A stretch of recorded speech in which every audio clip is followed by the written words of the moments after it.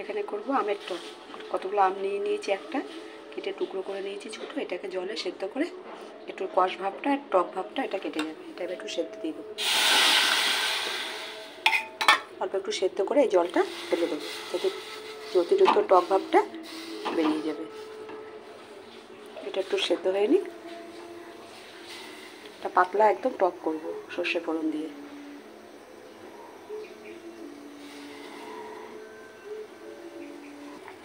এটা সেদ্ধ হয়ে গেছে, এই আমটাকে ঢেলে নেব।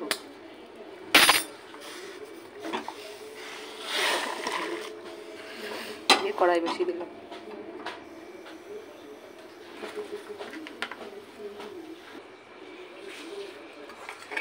কড়াইতে একটু তেল দিয়ে দেবো। সর্ষে আর লঙ্কা ফোড়ন দেবো, অল্প একটু সর্ষে একটু লঙ্কা।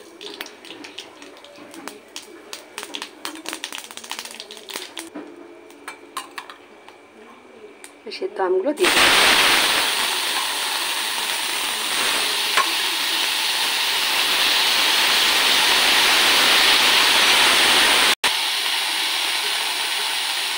নুন দিয়ে দেবো, একটু হলুদ দিয়ে দেবো, এবারে জল দিয়ে দেবো।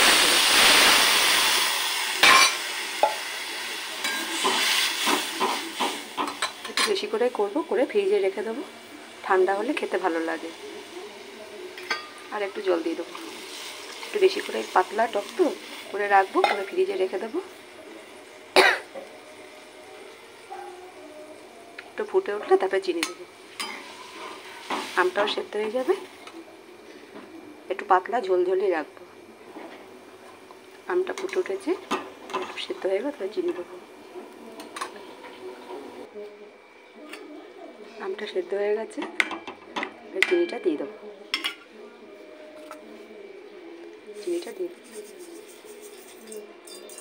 বেশি চিনি দিতে হবে না, কারণ আমটা সেদ্ধ করে জল ফেলে দিয়েছি, বেশি চিনি লাগবে না।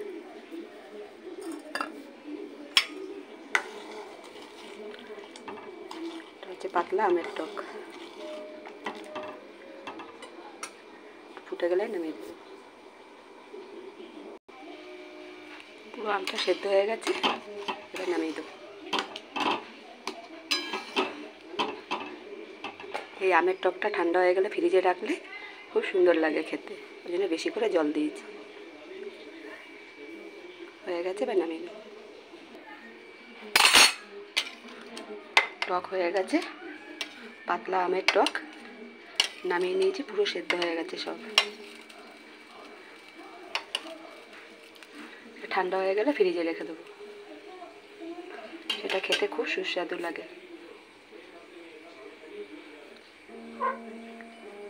কেমন হয়েছে বলবেন পাতলা আমের টক।